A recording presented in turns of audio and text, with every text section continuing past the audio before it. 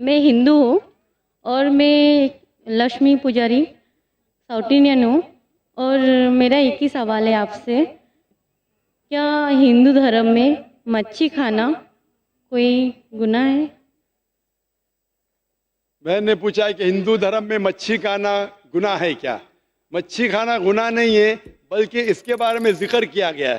اگر آپ پڑھیں گے مہابھارت انوشاسن پرو چیپٹر نمبر 88 اس میں جب یدھشٹر پوچھتے بھیشم سے کہ ہم یگنا میں پوجا میں کیا دیں گے تاکہ ہمارے پردادا خوش ہوں گے، تو بھیشم جواب دیتے یدھشٹر سے، یدھشٹر پانڈو کے سب سے بڑی بھائی ہوتے، تو بھیشم جواب دیتے یدھشٹر سے، اگر آپ بھاجی پالا دیں گے تو ہمارے پردادا 1 مہینے کے لیے سنتشٹ رہیں گے، اگر مچھلی دیں گے تو 2 مہینہ، گوشت دیں گے تو 3 مہینہ، خرگوش دیں گے تو 4 مہینہ، بکرا دیں گے تو 5 مہینہ، سور دیں گے تو 6 مہینہ، اگر برڈ پرندے دیں گے تو 7 مہینہ، ہرن دیں گے تو 8 مہینہ، اگر بفیلو دیں گے تو 11 مہینہ، اور اگر گائے دیں گے تو پورے 1 سال۔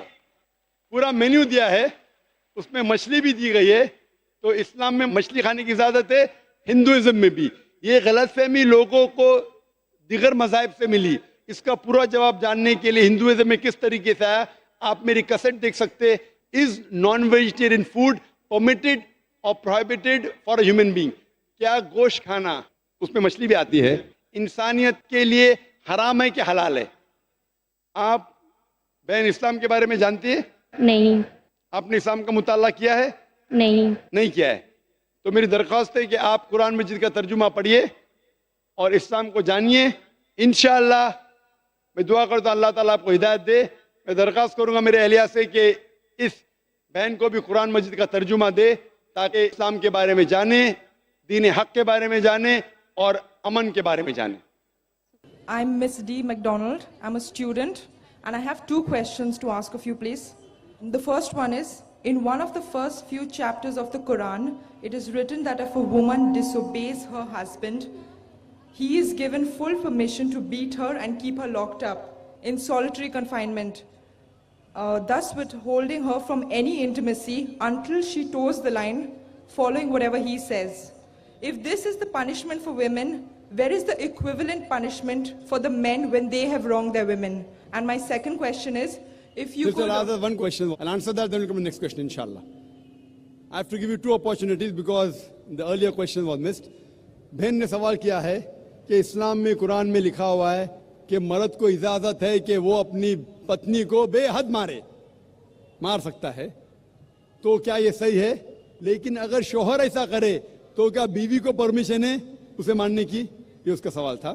جو بہن سوال کر رہی ہے وہ قرآن مجید کی ایک آیت کا حوالہ دی ہے انہیں، میں دینا چاہتا ہوں۔ سورہ نساء کا سورہ نمبر 4 آیت نمبر 34 میں جہاں لکھا ہوا ہے کہ اگر بیوی شوہر کی بات نہیں مانتی، کچھ حرام کرتی یا نافرمانی کرتی ہے، تو پہلے شوہر بیوی کو پیار سے سمجھانا چاہیے، نہیں سمجھتی ہے تو اس کو ڈانٹی دے سکتا ہے، اس کے بعد بستر پہ نہیں ساتھ میں رہنا چاہیے، یعنی اٹس اے گریٹر پنشمنٹ۔ پہلے پیار سے سمجھاؤ، پھر ڈانٹی دے کے بولو، پھر بستر پہ مت سو ساتھ میں۔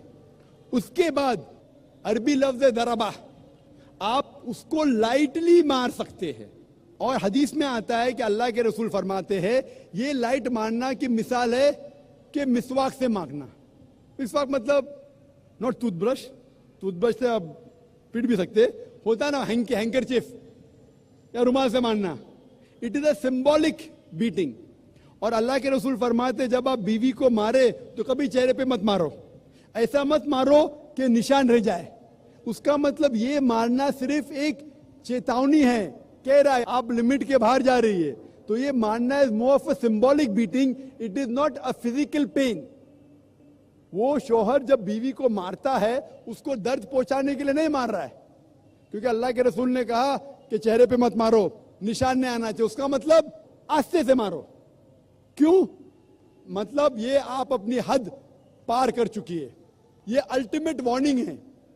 لیکن اسی طریقے سے اگر شوہر بیوی کو اپنا حق نہیں دے رہا ہے اس وقت یہ سیم نہیں ہو سکتا۔ کیوں؟ اگر بیوی شوہر کو ماریں گی تو شوہر تھوڑی بیوی کو چھوڑیں گا، کہ قرآن کی آیت ہے اس کے پہلے ہی سورہ نساء سورہ نمبر 4 آیت نمبر 34 میں کہ مرد کے پاس زیادہ طاقت ہے، لیکن اس کو اختیار ہے کہ اگر شوہر اس کو حقوق نہیں دے رہا ہے وہ شوہر سے پیار سے بات کرے، اب کیوں مجھے حقوق نہیں دے رہے؟ اگر نہیں مانتا ہے تو آربیٹر لے کے آؤ، شوہر کی طرف سے ایک بڑے کو بلاؤ، بیوی کی طرف سے بلاؤ، بیٹھ کے بات کرو، پھر بھی نہیں ہوتا ہے، حقوق نہیں دے رہا ہے، تو وہ جا کے قاضی کے پاس نکاح فسخ کر سکتی ہے۔ نکاح فسخ مطلب اگر شوہر اس کے حقوق نہیں دے رہا ہے، مثال کے طور پہ روز مارتا ہے، روز گالی دیتا ہے، حق نہیں دے رہا ہے، تو وہ قاضی کے پاس جا کے نکاح فسخ کر سکتی ہے، مطلب nullification of the marriage. Hope this answer the question sister. آپ کا کوئی دوسرا سوال ہے تو آپ پوچھ سکتے ہیں، آپ یا دوسری کوئی غیر مسلم خاتون۔ I would like to know a little more about the Ahmadi sect, because I only know that they believe that your Prophet Muhammad is not the last prophet to come, and so could you please tell me a little bit more about them? بین کا سوال تھا کہ وہ جاننا چاہتی تھی یہ احمدیز کون ہے۔ وہ جانتی ہے کہ وہ مانتے ہیں کہ محمد صلی اللہ علیہ وسلم آخری نبی نہیں ہیں، وہ جاننا چاہتی ہے۔ احمدی ایک ایسا فرقہ ہے جو کہتا ہے کہ محمد صلی اللہ علیہ وسلم آخری رسول نہیں ہیں۔ قرآن کی آیت صاف کہتی ہے، سورہ احزاب کی سورہ نمبر 33 آیت نمبر 40 میں، ما کان محمد ابا احد من رجالکم ولکن رسول اللہ وخاتم النبیین وکان اللہ بکل شیء علیما۔ محمد صلی اللہ علیہ وسلم آپ میں سے کسی کے بھی والد نہیں ہیں، اور وہ اللہ کے رسول ہے، اور وہ خاتم النبیین ہے۔ اللہ سب سے زیادہ علم رکھتا ہے۔ اس سے معلوم پڑتا ہے کہ محمد صلی اللہ علیہ وسلم رسول تھے اور آخری نبی تھے، لیکن نبی اور رسول کے درمیان فرق ہے کہ نبی اللہ کے بھیجے ہوئے نبی ہوتے، انگلش میں کہیں گے پروفٹ۔ رسول وہ نبی ہے جس کے پاس رسالت بھی آ چکی ہے، جس کے پاس رسالت بھی آ چکی۔ That prophet who has been given a message, he is called as a messenger۔ لیکن جب اللہ فرماتے ہیں کہ آخری نبی، اس کا مطلب آخری رسول بھی، کیونکہ رسول ہونے کے لیے نبی ہونا ضروری ہے، لیکن ہر نبی رسول نہیں ہے، ہر رسول نبی ہے۔ تو اگر اللہ فرماتے آخری نبی تو اس کا مطلب آخری رسول بھی۔ لیکن احمدی لوگ، قادیانی لوگ کہتے نہیں نہیں، نبی کا مطلب جس کے پاس رسالت آئی، پیغام آیا، رسول مطلب جس کے پاس پیغام نہیں آیا۔ تو ایک رسول بھی جس کے پاس پیغام نہیں آیا وہ آنے والے ہیں، اور کہتے مرزا غلام قادیان وہ رسول ہے، جو بالکل غلط ترجمہ ہے۔ وہ نبی اور رسول کو الٹ پلٹ کرتے، دے give different meaning for both۔ تو انہوں غلط معنی لے کے کہتے ہیں کہ قرآن میں لکھا ہے کہ اللہ کے رسول آخری نبی ہے، نبی مطلب اونچا درجہ ہے، رسول نیچے آتا ہے، اس لیے رسول آ سکتے ہیں۔ غلط ترجمہ کرتے اور کہتے کہ مرزا غلام احمد محمد صلی اللہ علیہ وسلم کے بعد بھی رسول آئیں گے، ان میں سے ایک ہے مرزا غلام احمد قادیان، جو کفر ہے۔ کفر مطلب جو اسلام کے خلاف ہے، قرآن کے خلاف ہے، اللہ کے رسول کے خلاف ہے۔ That's the reason I say they are deviated۔ وہ صحیح مسلمان نہیں ہیں۔ جو بھی کوئی کہتا ہے کہ اللہ کے رسول محمد صلی اللہ علیہ وسلم آخری نبی آخری رسول نہیں ہے، they are doing کفر، وہ مسلم ہو نہیں سکتے۔ Hope that answers the question۔ Thank you. میرا سوال یہ ہے کہ اللہ ایک ہے، اس میں کسی کا جھگڑا نہیں ہے، اس کی عبادت کرنی چاہیے، اس میں کسی کا جھگڑا نہیں ہے۔ جھگڑا ہے لائف سٹائل کا، جھگڑا ہے کلچر کا، سنسکرتی کا، اور ہر مذہب اپنی سنسکرتی کو اللہ سے جوڑتا ہے کہ اللہ یہ کہہ رہا ہے۔ کیا اللہ ٹائم پر نئی نئی باتیں کہتا ہے، یا پرانے ٹائم میں جو کچھ کہہ دیا گیا ہے وہی سچ ہے، یا آگے فیوچر میں کچھ اور نئی باتیں بھی کہے گا؟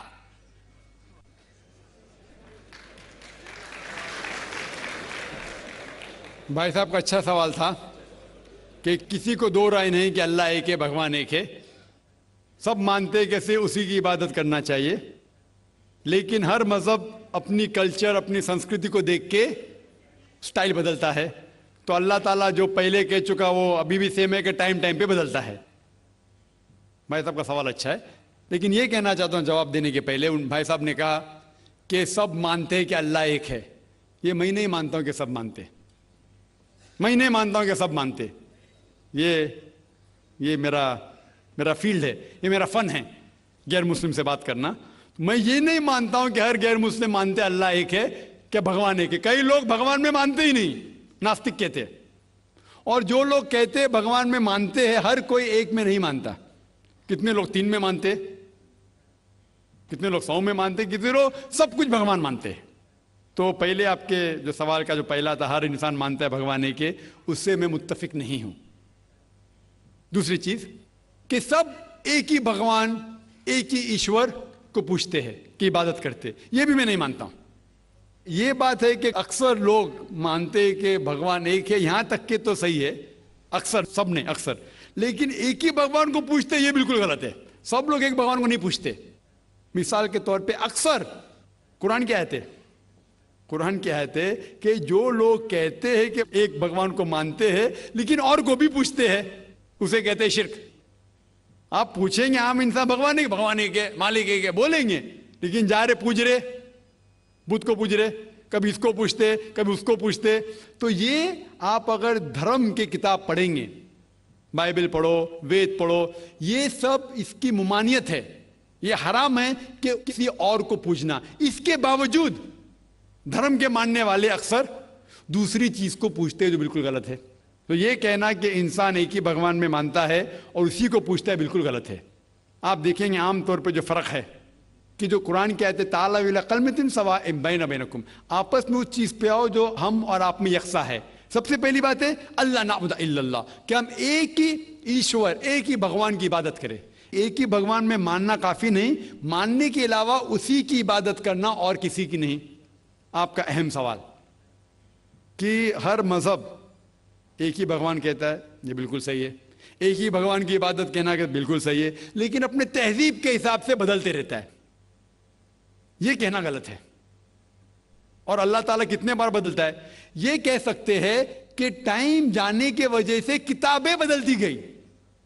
اللہ کا جو پیغام ہے, بیسک پیغام, وہ سیم ہے, وہ بدلتا نہیں. کہ اللہ ایک ہے, ایک ایشور کی عبادت کرو, وہ بدلتا نہیں. اس کے کچھ چیزیں, اوپری چیزیں شاید بدلے. مثال کے طور پہ کس طریقے سے عبادت کرنا, ہم جس طریقے سے صلاح پڑھتے ہیں وہ 1400 سال پہلے محمد صلی اللہ علیہ وسلم پیغمبر کے ذریعے نازل ہوا. لیکن جو مین ہے کہ ایک ہی ایشور ہے, ایک ہی ایشور کی عبادت کرنا چاہے, وہ کبھی بھی نہیں بدلے گا. لیکن ٹائم جانے کی وجہ سے جو مذہبی کتابیں لوگ بدلتے گئے. اللہ تعالیٰ فرماتے قرآن میں سورہ بقرہ میں سورہ نمبر 2 آیت نمبر 79, فَوَيْلٌ لِّلَّذِينَ يَكْتُبُونَ الْكِتَابَ بِأَيْدِيهِمْ ثُمَّ يَقُولُونَ هَٰذَا مِنْ عِندِ اللَّهِ لِيَشْتَرُوا بِهِ ثَمَنًا قَلِيلًا فَوَيْلٌ لَّهُم مِّمَّا كَتَبَتْ أَيْدِيهِمْ وَوَيْلٌ لَّهُم مِّمَّا يَكْسِبُونَ. اس کی معنی ہے کہ لعنت ہے وہ لوگ پہ جو لوگ کتاب اپنے ہاتھ سے لکھتے ہیں اور کہتے ہیں اللہ کی طرف سے ہے. لعنت ہے ان کے اوپر جو کماتے ہیں, اور لعنت ہے ان کے ہاتھ کے اوپر. تو اللہ تعالیٰ فرماتے ہیں کہ کتابیں بدلی گئی ہے. تو جتنے مذہبی کتابیں ہیں آج کی تاریخ میں, ساری قرآن مجید کو چھوڑ کے, ولیم مور ایک کرٹک ہے, اسلام کے خلاف کتاب لکھتا ہے, بہت شدت سے اسلام کے خلاف ہے. ان نے لکھی تھی 200 سال پہلے کہ شاید ایک ہی مذہبی کتاب ہے جو پوری پاک ہے 1200 سال تک کے, وہ ہے قرآن. تو ایک ہی کتاب جو محفوظ ہے. کیوں؟ اللہ سبحانہ و تعالیٰ کہتے ہیں قرآن میں سورہ ہجر میں سورہ نمبر 15 آیت نمبر 9 میں کہ میں نے قرآن نازل کیا ہے اور میں اس کی حفاظت کروں گا. جتنے پہلے کتابیں آئے وہ وقت کے حساب سے بدل دیے, اور اللہ سبحانہ و تعالیٰ نے اسے محفوظ رکھنے کی ضرورت سمجھا ہی نہیں. کیوں؟ کیونکہ جتنے پیغمبر محمد صلی اللہ علیہ وسلم کے پہلے آئے, وہ پیغمبر صرف اپنی قوم کے لیے آئے اور کچھ وقت کے لیے آئے, تا قیامت تک نہیں. عیسیٰ علیہ السلام صرف یہود کے لیے آئے, موسیٰ علیہ السلام اس وقت کے لیے آئے. جتنے پیغمبر آئے اپنی قوم کے لیے آئے اور کچھ محدود وقت کے لیے آئے, ایک قوم کے لیے آئے. لیکن محمد صلی اللہ علیہ وسلم آخری پیغمبر صرف مسلم یا صرف عربوں کے لیے نہیں آئے, ساری انسانیت کے لیے آئے. اور جو کلام ان کے ذریعے نازل ہوا اللہ سبحانہ قرآن, وہ صرف مسلم کے لیے نہیں اور صرف اس وقت کے لیے, وہ ساری انسانیت کے لیے اور تا قیامت تک ہے. تو کیونکہ یہ کتاب محفوظ رکھنے والی کتاب ہے, یہ کتاب کبھی نہیں بدلیں گی, یہ آخری ہے. اور اللہ تعالیٰ فرماتے سورہ مائدہ میں سورہ نمبر 5 آیت نمبر 3 میں کہ میں نے انسانوں کے لیے اسلام چنا اور ان کے لیے یہ مذہب سب سے بہترین مذہب چنا اور یہ مکمل ہو گیا ہے. اس کے بعد کچھ چیز نئی نئی آئیں گی اور کچھ چیز نکالی نہیں جا سکتی. تو پہلے جتنے کتابیں آئے, جتنے نازل ہوئے اللہ تعالیٰ کے, وہ بدلتے گئے کیونکہ اسے محفوظ رکھنے کی ضرورت تھی نہیں, کیونکہ وہ پیغام پورا مکمل پیغام تا قیامت تک تھا ہی نہیں. لیکن آخری پیغمبر محمد صلی اللہ علیہ وسلم 1400 سال پہلے آئے, ان کا جو پیغام ہے اور جو کتاب نازل کی گئی قرآن, وہ تا قیامت تک ہونے والی تھی, اسی لیے اسے محفوظ رکھا گیا ہے. تو اللہ سبحانہ و تعالیٰ نے 1400 سال پہلے سمجھے کہ یہ وقت ہی صحیح ہے کہ انسانیت اس درجے پہ پہنچ گئی کہ وہ قرآن کو سمجھ سکے. آپ مجھے پوچھیں گے کہ قرآن پہلے کیوں نازل کیا, 1400 سال پہلے کیوں کیا, 10,000 سال پہلے کیوں نہیں کیا؟ تو میں کہوں گا کہ اللہ تعالیٰ ہمارا خالق ہے, وہ جانتا ہے کہ انسان کب کس چیز سمجھ سکے. مثال تو میرا بیٹا کہیں گا کہ مجھے ڈاکٹر بننے کا, ڈائریکٹ میڈیکل کالج میں ڈالو, میں بولوں گا پہلے 10th کرو, اسکول جاؤ, پھر کالج جاؤ, پھر میڈیکل کالج جاؤ. تو اسی طریقے سے اللہ سبحانہ و تعالیٰ ہمارے خالق ہے, وہ جانتے تھے کہ یہ 1400 سال پہلے انسان اس درجے پہ پہنچے کہ وہ قرآن کو سمجھ سکے, اور ان نے نازل کیا. اور ابھی یہ آخری کتاب ہے, اس کے بعد کوئی بھی نیا پیغمبر نہیں آئے گا. اس کے بعد کوئی کہتا ہے کہ مجھے اللہ تعالیٰ سے وہی آتی ہے, اس کو سائیکیٹرسٹ کی ضرورت ہے. سائیکیٹرسٹ دماغ کی بیماری ہے. السلام علیکم, ڈاکٹر ذاکر نائک صاحب. میرا نام نیلیش آمبور ہے, میں اورنگ آباد سے آیا ہوں. میرا سوال یہ ہے سر آپ سے, آپ جب کسی ہندو گیتا یا وید کا حوالہ دے کر اگر آپ کچھ بولتے ہیں یا قرآن سے وہ ملتا ہے, تو کیا اس کے اوپر ہم عمل کر سکتے ہیں؟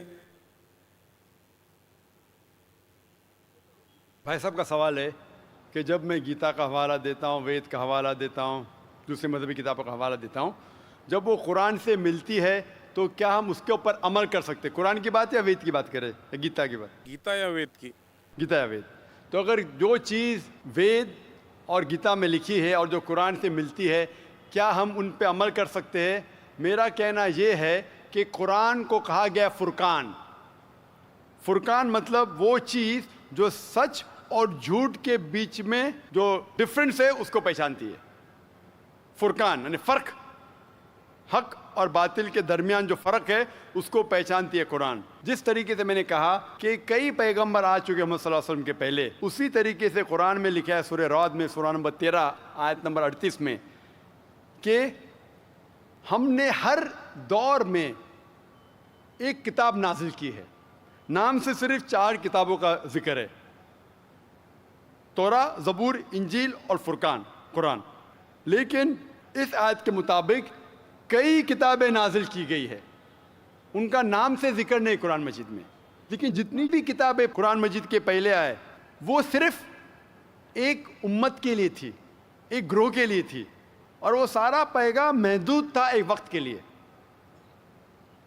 اسی لیے اللہ سبحانہ و تعالیٰ نے, خدا نے یہ ساری کتابوں کو محفوظ رکھنے کے لیے صحیح نہیں سمجھا, کیونکہ یہ محدود تھی اس وقت کے لیے.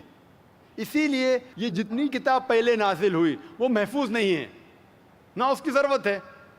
لیکن کیونکہ قرآن مجید آخری کلام ہے اللہ سبحانہ و تعالیٰ کا, اسی لیے اللہ سبحانہ و تعالیٰ خود کہتے ہیں سورہ ہجر میں سورہ نمبر 15 آیت نمبر 9 میں کہ ہم نے اس قرآن مجید کو نازل کیا ہے اور ہم اس کی حفاظت کریں گے.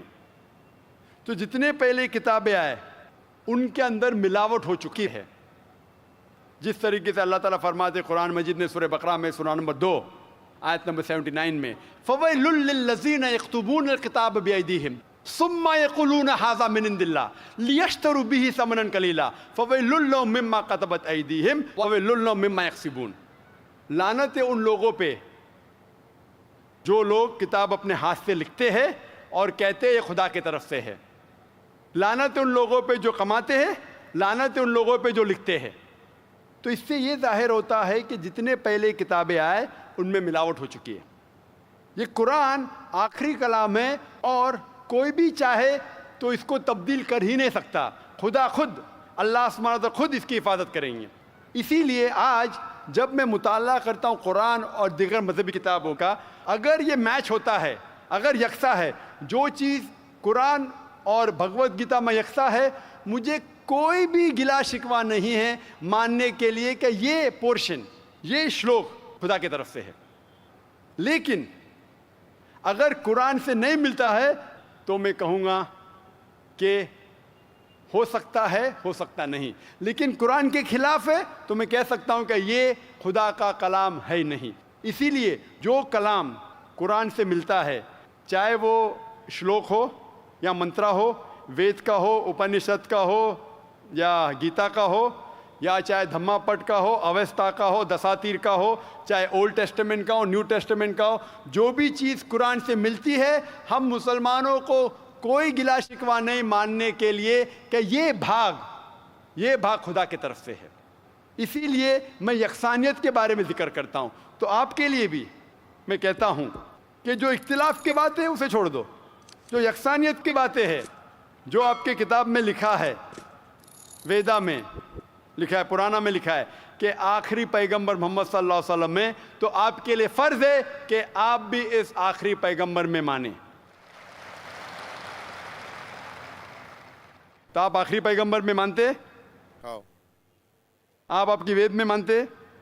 ہو مانتے ہیں نا. آپ پرانا میں مانتے ہیں؟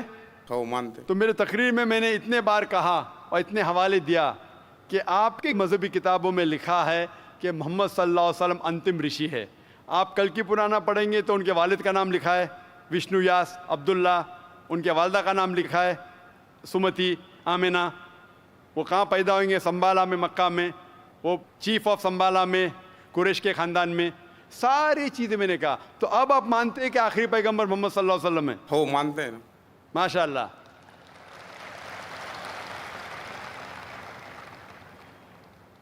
تو آپ مانتے ہیں کہ خدا ایک ہے؟ ہو بالکل. آپ مانتے ہیں خدا کی کوئی بھی پرتیما نہیں ہے بے شک. اور صرف خدا کی عبادت کرنا چاہیے؟ صحیح. تو آپ یہ مانتے ہیں کہ خدا ایک ہے اور محمد صلی اللہ علیہ وسلم آخری پیغمبر ہے؟ ہو.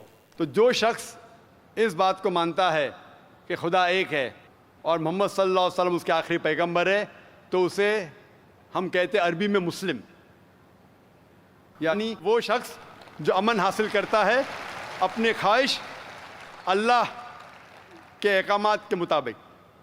تو آپ مانتے اللہ ایک ہے اور محمد صلی اللہ علیہ وسلم آخری پیغمبر ہے؟ ہو مانتے. تو آپ چاہتے ہیں کہ اسلام قبول کرے؟ لا الہ الا اللہ محمد رسول اللہ. ماشاء اللہ، ماشاء اللہ، ماشاء اللہ، سبحان اللہ. آپ صرف زبان سے کہہ دیے کہ اللہ ایک ہے، اس کے علاوہ کوئی معبود نہیں عبادت کے لائق، اور محمد صلی اللہ علیہ وسلم آخری پیغمبر، آپ مسلمان ہیں. جس طریقے سے آپ نے سوال کیا مجھے شک ہو رہا تھا کہ ماشاء اللہ آپ مومن ہیں، اور میں دعا کرتا ہوں اللہ سبحانہ تعالیٰ سے کہ آپ کو انشاءاللہ اس دنیا اور آخرت میں سفلتا دے. Good evening, sir. So my name is Swapnil Mayekar. So my question for you is, you said media is bad, but it has two sides. So how can we as a youth can improve it? My first question is this. And my second question is, so how can I as a common person improve the relation between Hindus and Muslims in our country?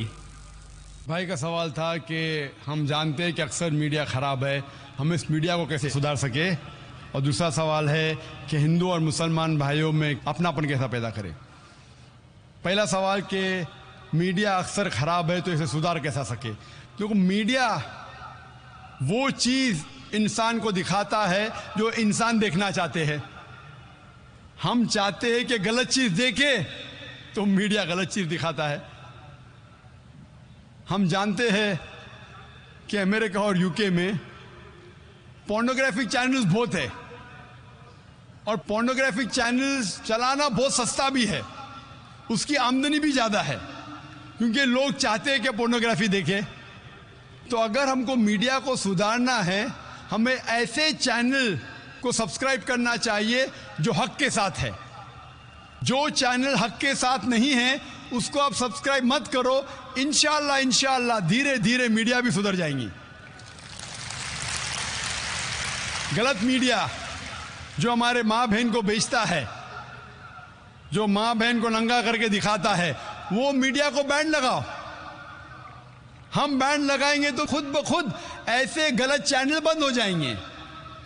जो media पैसे के बल के ऊपर news दिखाता है अपने फ़ायदे के लिए, उस चैनल को सब्सक्राइब मत करो।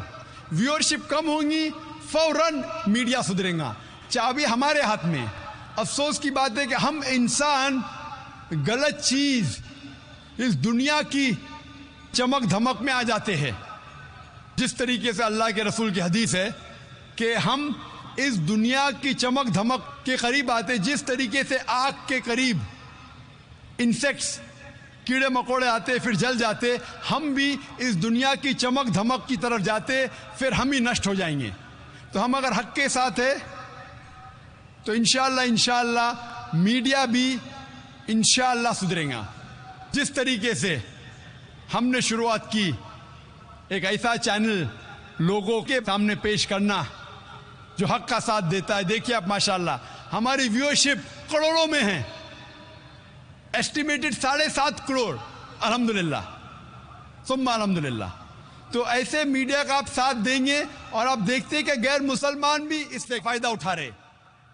पूना में जब तकरीर की तो एक गैर मुसलमान ने कहा कि मुसलमान को क्या फ़ायदा होता है, मुझे उसकी परवाह नहीं, लेकिन हम गैर मुसलमानों को तो बहुत फ़ायदा हो रहा है। हम खुद हमारा दीन नहीं जानते थे, आपका पीस टीवी देखने के बाद हम हिंदू मज़हब को और अच्छे से जानने लगे। आपका दूसरा सवाल, क्या हिंदू और मुसलमानों में कैसे अमन पैदा करे, भाईचारा पैदा करे। जिस तरीके से मैंने एक तकरीर की थी खुदा का तसव्वुर मुख्तलिफ मज़ाहिब में, और मैंने कहा था कि मास्टर की दावा सूरह इमरान सूरह नंबर 3 आयत नंबर 64, तालो इला कलिमतिन सवाइन बैना बैनकुम, आओ उस बात की तरफ जो आप और हम में यकसा है। हमें यकसानियत पे बात करना चाहिए। जो कुरान और दीगर मज़ाहिब में यकसानियत है उसके ऊपर अमल करें। जो इख्तिलाफ की बात है वो कल डिस्कस कर सकते हैं, आज जो यकसानियत है उस पर डिस्कस करो। इंशाअल्लाह भाईचारा बढ़ेगा। और सबसे पहले यकसानियत है कि खुदा एक है, उस खुदा के अलावा किसी की इबादत मत करो। उस खुदा की कोई प्रतिमा नहीं, कोई अक्स नहीं, कोई फोटोग्राफ नहीं, कोई पिक्चर नहीं, कोई बुत नहीं, कोई तस्वीर नहीं, कोई मूर्ति नहीं। ये लिखा हिंदू मज़हब में, ईसाई मज़हब में, यहूद मज़हब में, सिखिज़म में, पारसीज़म में, इस्लाम में। जो यकसानियत है उस पर अमल करो, इंशाअल्लाह इंसानियत में भाईचारा बढ़ेगा। Hope that answers the question. अस्सलाम वालेकुम जनाब, मैं राज चटिया बाय प्रोफेशन सिविल इंजीनियर। सब क्या है, ज़रूरी है कि एक गैर मुसलमान अगर कोई मुसलमान बनना चाहे उसे अपना नाम बदलना हो, या फिर जैसे कि खतना की ज़रूरत वो करना है, या फिर खुदा की इबादत में अगर मेरे घर वाले रिश्तेदार दोस्तों से छिप कर करता हूँ, इस हालात में भी क्या मैं अपने आप को मुसलमान कह सकता हूँ क्या नहीं? भाई का सवाल है क्या अगर एक गैर मुसलमान इस्लाम कबूल करना चाहता है तो उसका नाम बदलना ज़रूरी है?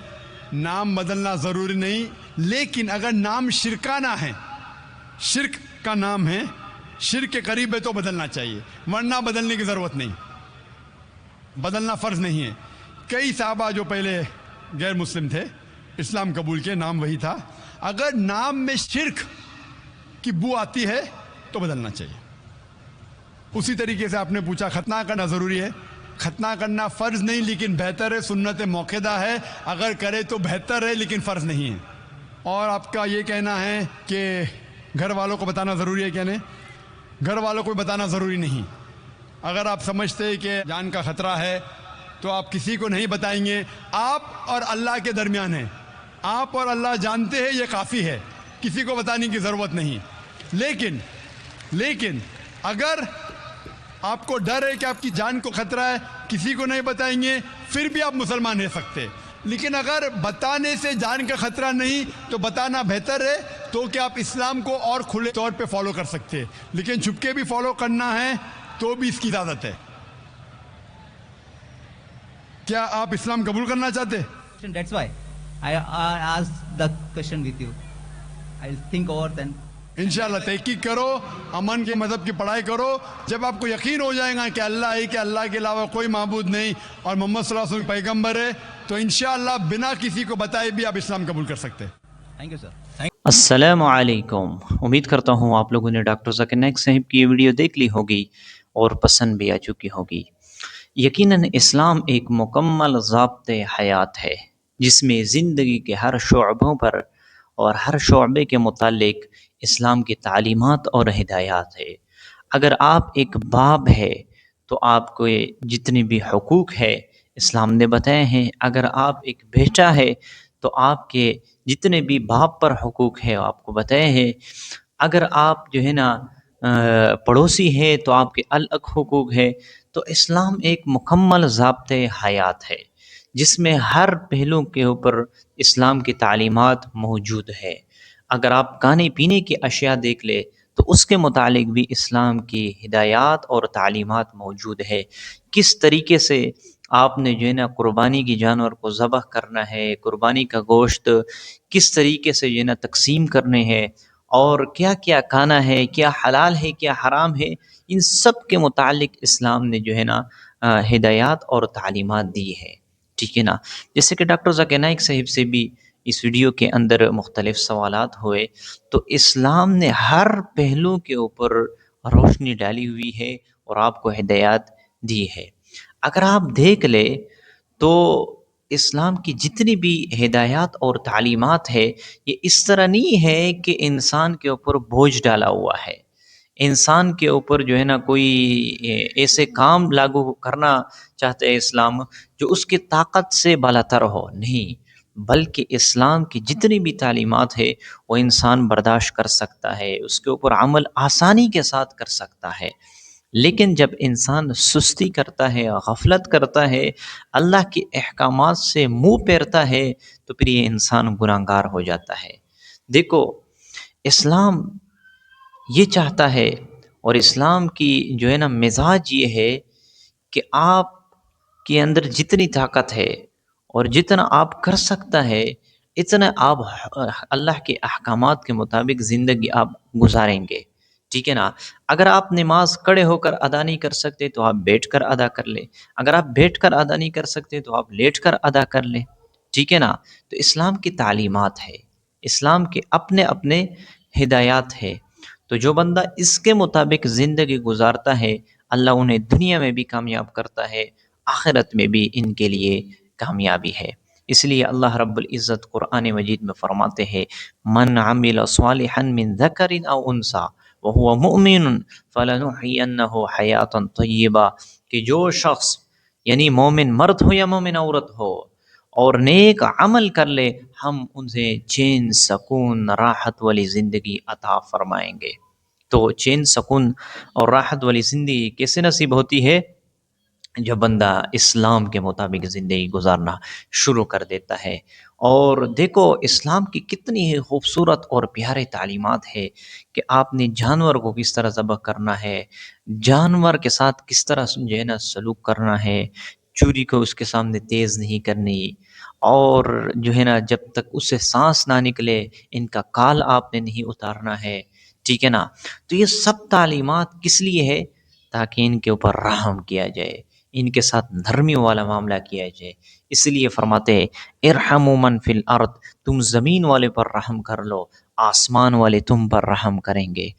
تو رحم کا معاملہ تو جانوروں کے ساتھ بھی ہے، جے کہ انسان ہو، انسان کے ساتھ تو بہت زیادہ حسن اخلاق اور نرمی کا معاملہ اسلام کی تعلیمات ہے، لیکن جانور ہو، جانور کے ساتھ بھی اسلام کے تعلیمات یہ ہے کہ آپ نے ان کے ساتھ حسن سلوک کرنا ہے، ٹھیک ہے نا۔ ان کے اوپر تشدد نہیں کرنی، ان کے ساتھ زیادتی نہیں کرنی، ان کے اوپر ظلم نہیں کرنا، ان کے اوپر ان کے طاقت سے زیادہ بوجھ نہیں ڈالنا، اسلام کی تعلیمات ہے۔ تو آپ خود اندازہ لگائیں کہ اسلام کتنا ہی پیارا اور خوبصورت مذہب ہے، کتنا ہی پیارا اور خوبصورت دین ہے کہ اگر اس کے مطابق بندہ چلے اور زندگی گزارنا شروع کر دے انہیں دلی سکون مل جائے گا۔ دلی سکون اگر آپ چاہتے ہو تو آپ جب اسلام کو فالو کر لے اور اسلام کے مطابق چلنا شروع کر دیتے ہیں آپ کو دلی سکون مل جائے گا۔ تو امید کرتا ہوں آپ لوگوں کو یہ ویڈیو پسند آ چکی ہوگی۔ اگر آپ لوگ چینل پر نئے ہیں تو پلیز چینل کو سبسکرائب کر لیں، ویڈیو کو لائک کر لیں، اپنے دوستوں کے ساتھ شیئر کیجئے۔ ملتے ہیں انشاءاللہ نیکسٹ ویڈیو میں، تب تک کے لیے اجازت چاہتا ہوں۔ السلام علیکم۔